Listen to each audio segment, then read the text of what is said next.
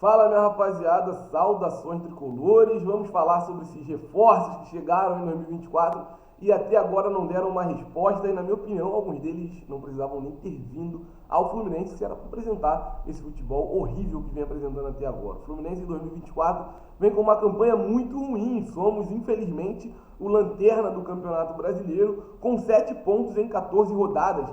E esses reforços, que a gente tem que chamar de reforços, quando entram em campo, geralmente pioram muito o desempenho do Fluminense dentro de campo.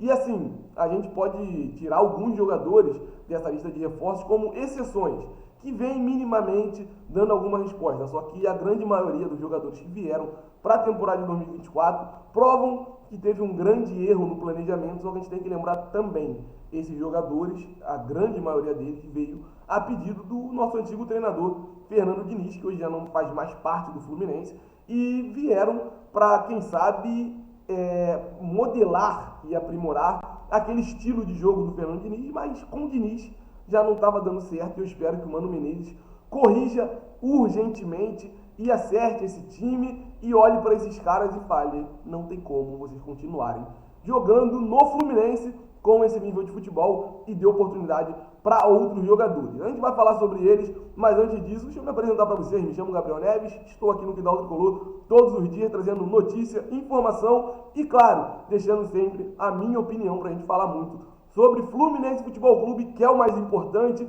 E se você quer todas as notícias, se inscreve aqui no Quintal Tricolor, curte o nosso vídeo, lá no final deixa aquele comentário que eu quero saber o que vocês estão achando dos reforços dessa temporada de 2024 e, lógico, ativa o sino para não perder nenhuma notificação. Saiu notícia, saiu atualização do Fluminense, chega aí para você em primeira mão. Vamos falar de início sobre o jogador que eu tenho certeza que gerou a maior expectativa de todos os que foram contratados. De todos eles, o que gerou mais expectativa na torcida foi com certeza Renato Augusto, jogador que veio do Corinthians e participou daquela campanha do Corinthians em 2022, que acabou eliminando o Fluminense na Copa do Brasil, levando o Corinthians à final de Copa do Brasil daquele ano, naquele time do Vitor Pereira, que depois transferiu para o time da Lagoa e tomou aquele sacode no Maracanã para o nosso tricolor de 4-1 na última final do Carioca de 2023.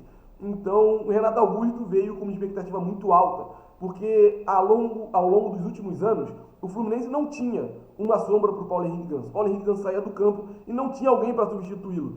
E o Renato Augusto veio para ser esse cara que poderia fazer o jogo do Fluminense continuar funcionando, mesmo com a ausência do Paulo Henrique Ganso. E se a gente for puxar na memória, na lembrança, o que o Renato Augusto conseguiu trazer de positivo para o Fluminense nessa temporada, desde que chegou? Nos 6 meses que ele está jogando com a camisa do Fluminense. O que o Renato Augusto produziu nesses 6 meses? Aquele pênalti, só aquele pênalti no jogo contra a LDU. Um pênalti meio duvidoso, mas que é pênalti sim. Mas o Renato Augusto contribuiu aquilo ali. E o John Arias fez o gol, virada para o Fluminense. Ganhamos a Recopa graças a isso. Só que parou ali. Foi isso que nós tivemos de Renato Augusto. E me espanta, porque é um jogador que jogou muito futebol, é um jogador cerebral, é um jogador que conta com uma finalização de média, longa e curta distância, pro gol muito boa, mas no Fluminense até agora não acertou nada. Não acertou nada. Outro jogador dessa lista que gerou uma expectativa enorme por conta de tudo que mostrou no futebol, principalmente quando jogava na Europa, foi o Douglas Costa, que jogou muito futebol na Europa. A gente vai lembrar muito dele no Bayern. O mundo do futebol queria contar com o Douglas Costa, só que o Douglas Costa no Brasil é uma negação. A última passagem dele pelo Grêmio rebaixado.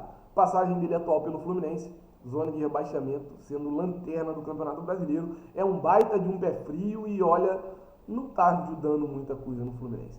Aí a gente vem agora falar de Gabriel Pires, jogador que atuava pelo Botafogo, voltaria para o Benfica, seu contrato estava meio que acabando, acaba. Botafogo não exerceu seu direito de compra, o Benfica colocou o cara no mercado e o Fluminense contratou Gabriel Pires, que chegou, jogou um pouquinho ali no começo da temporada pelo Carioca, se lesionou um tempão, voltou recentemente e conta com atuações pavorosas. Um jogador muito voluntarioso, corre uma barbaridade. Só que ao mesmo tempo que ele rouba a bola, ele devolve para o adversário. E é esse o Gabriel Pires que a gente quer ver? É esse cara aí que seria a sombra ou o titular, caso o André saísse do Fluminense? Passa muito longe disso. Muito longe disso. Agora vamos para David Terans. Gerou uma expectativa muito grande Desses jogadores aí, Terãs foi o que o Fluminense gastou o seu maior aporte financeiro. Se eu não me engano, são 15 milhões que o Fluminense tem que pagar para contar com o David Terãs, com os trabalhos de David Terãs. E não tem acontecido. Os trabalhos de Terãs no Fluminense não têm resolvido muita coisa, ou na verdade quase nada. Terãs tem sido outro jogador que surpreendentemente não vem jogando futebol com a camisa do Fluminense e nesse momento está lesionado. Terãs que com o Diniz teve poucas oportunidades, assim que a gente teve a mudança de Diniz para Marcão, Terãs foi titular por 2 oportunidades, mas eu acho que ele não está sendo bem escalado também. Tem isso, a gente tem que lembrar disso. Ele não joga na função que ele vem fazendo, ou que vinha fazendo, mas também não tem jogado futebol. E aí me espanta. São 4 contratações, das 4 o Fluminense gastou dinheiro, 15 milhões com o Terãs. E nenhuma das 4 está se pagando até agora, nenhuma dessas 4. E agora a gente chega no Jean Lucumi, jogador novo, jogador que conta com fôlego extraordinário, muito velocista. É um cara que tu vai dar um balão lá na frente, ele vai sair atrás do zagueiro e vai chegar antes. Só que até agora teve poucas oportunidades. A única partida que eu me recordo boa, que a gente pode dizer boa, porque entrou e tentou alguma coisa, foi o clássico Flamengo-Fluminense, onde o Fluminense estava perdendo e Lucumi entrou para jogar de lateral direito e correu uma barbaridade, mas ainda assim só correu. E o garoto tem tido poucas oportunidades, eu queria ver Lucumi jogando muito mais.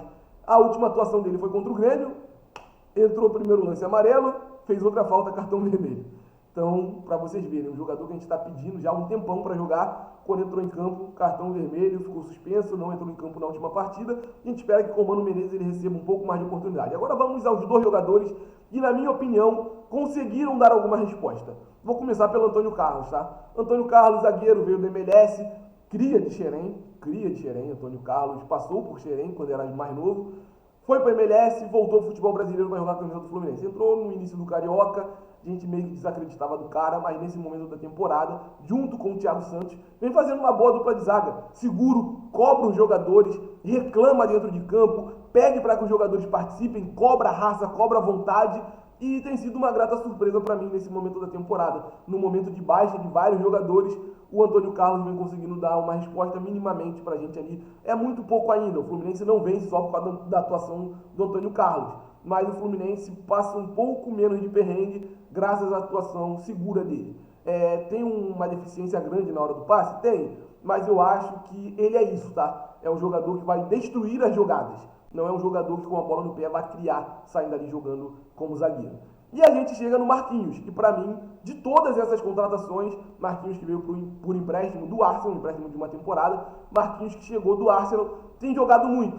Só que é mais um jogador que conta com um problema de lesão nesse momento da temporada. Já está em fase de transição e a qualquer momento a gente pode estar vendo Marquinhos atuando de novo com a camisa do Fluminense, porque já está treinando com os outros atletas em campo, fazendo um coletivo e tudo mais.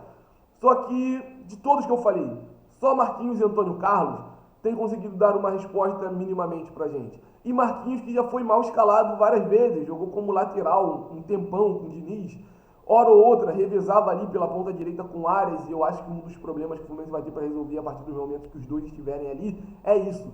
Quem vai jogar pela ponta direita? Porque o Marquinhos é muito participativo, só que o Marquinhos é um jogador mais egoísta, ele cria para ele. O Arias é um jogador mais voluntarioso, ele cria para o coletivo.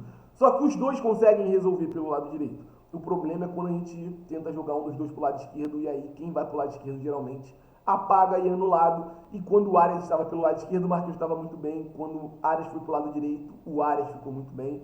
Então o Mano tem essa lacuna para preencher e a gente vai ter que saber quais vão ser os próximos passos de Mano Menezes.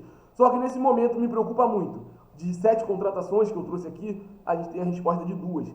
E a resposta dessas 2 ainda assim não faz o Fluminense vencedor. Não faz o Fluminense estar fora da zona de rebaixamento. Não faz o Fluminense estar brigando na parte de cima da tabela do Brasileiro. Mano Menezes tem muito problema para resolver. E esses caras que eu falei para vocês, 4 deles pelo menos, não deveriam nem atuar mais.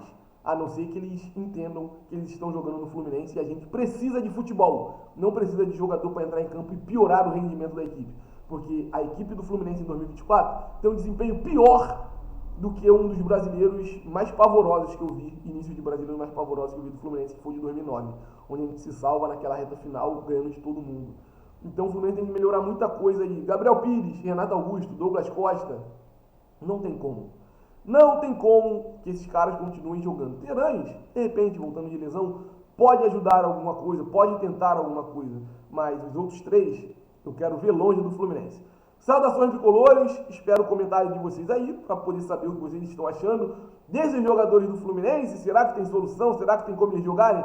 Deixe o seu comentário aí, não esquece de se inscrever, compartilhar os conteúdos aqui do Quintal Tricolor e, lógico, procurar a gente nas outras redes sociais. Procurou Quintal Tricolor, você acha a gente em todas as redes sociais, tá? TikTok, Instagram, YouTube, a gente está sempre por aí, trocando muita ideia e falando com vocês. O céu é o limite para o Fluminense, não esquece de ativar o sino para não perder nenhuma notificação e nenhuma notícia aqui do Quintal Tricolor. Nosso próximo jogo é fora de casa contra o Fortaleza, pedreira.